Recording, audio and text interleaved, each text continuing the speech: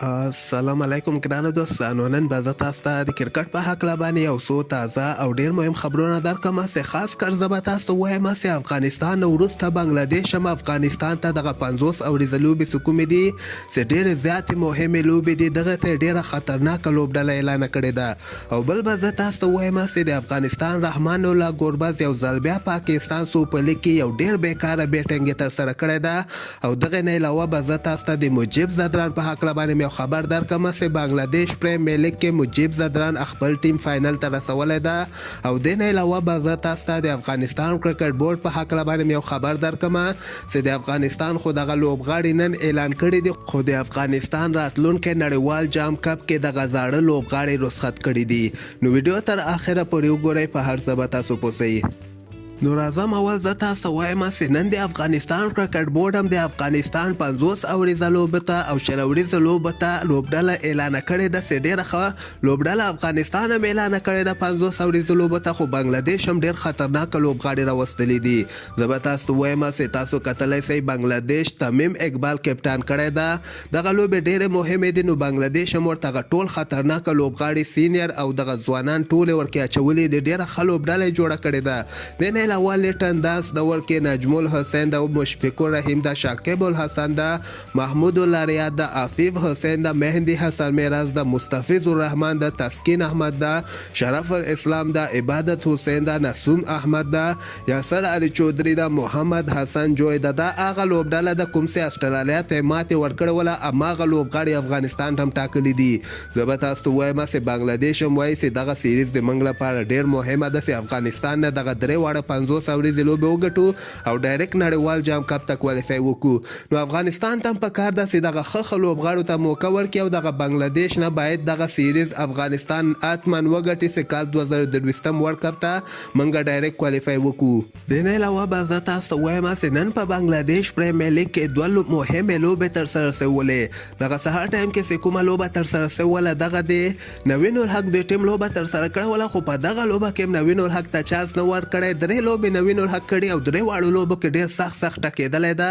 نو دغه مهمه لوبه کې چانس ونه کړه، خو دغه لوبه د نوین الحق دوی ټیم یعنی بایللې ده او دغه بنګلادیش لیګ نه هم اوټ سوي دي. په دغه لوبه کې اول هغه بل ټیم بیټینګ ترسره کړی ده، 190 رنزه ټارګټ یې په 10 اورو کې د نوین الحق دوی ټیم ته ورکړی. نوین الحق دوی ټیم 102 اتیا پورې دغه رنزونه رسولي دي، په 1 رنزو باندې هغه بل ټیم دغه لوبه ګټلې ده. او دغه ماښام ټایم کې چې کومه لوبه ترسره سوله دغه ډېره مهمه لوبه وله چې مجیب زدران ورته یو ډېر زبردسته بولینګ د خپل ټیم لپاره ترسره کړی ده. دغه لوبه کې مجیب زدران دوی ټیم اول بیټینګ ترسره کړی او صرف 140 رنزه ټارګټ یې هغه بل ټیم ته ورکړی و چې د دوی لپاره به زه تاسو ته وایم چې مجیب زدران ته اخرنی اور ورکړه. اخرنی اور کې 18 رنزه پکار ور، خو پرې نه ښودل مجیب زدران چې دغه ټارګټ پوره کړي.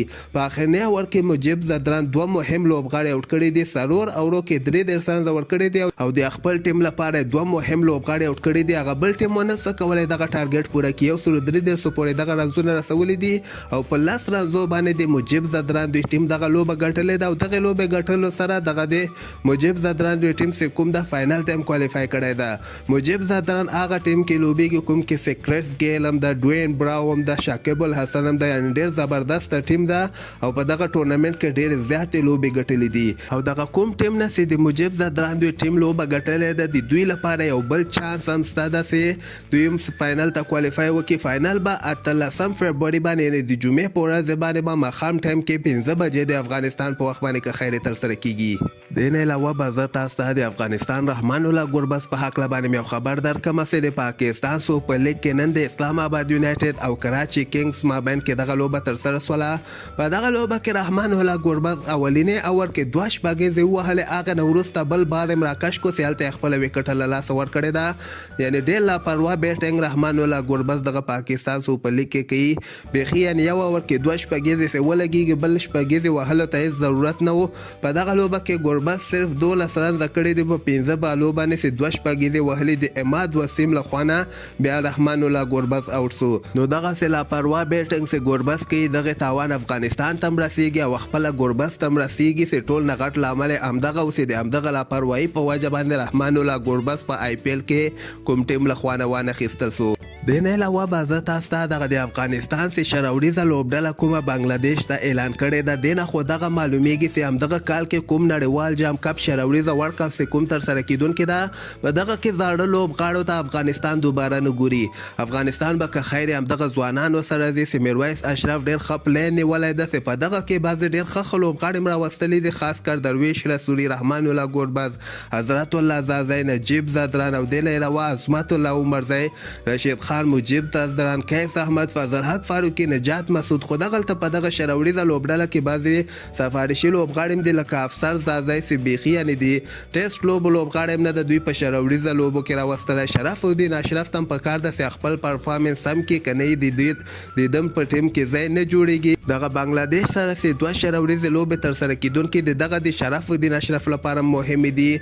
او افسر زازی خو ماته نه ښکاري چې د ده په ټیم کې ځای جوړیږي او همدغسې عثمان غنیم په دغه شراوړیزه لوبډله کې ځای نه جوړیږي. نو مطلب مې دغه ده چې د افغانستان زاړه لوبغاړو نه افغانستان لاس مینځلی دی لکه شهزاد محمدي، دولت زدران، شاپور زدران، سمیع الله شینواری، حشمت الله شهیدي، یعنې سس لوبغاړی د هغه هم په شراوړیزه پلان کې نسته ده. او د نه علاوه ګلبودیری به شراوړیزه لوبډلې نه ډراپ سوی ده. د نه دغه معلومیږي چې دغه زاړه لوبغاړي په همدغه نړیوال جام کپ کوم چې شراوړیزه ورلډ کپ په اسټرالیا کې ترسره کیدونکې ده دغې ته به که خیر همدغه ځوانان مخکې ورځي.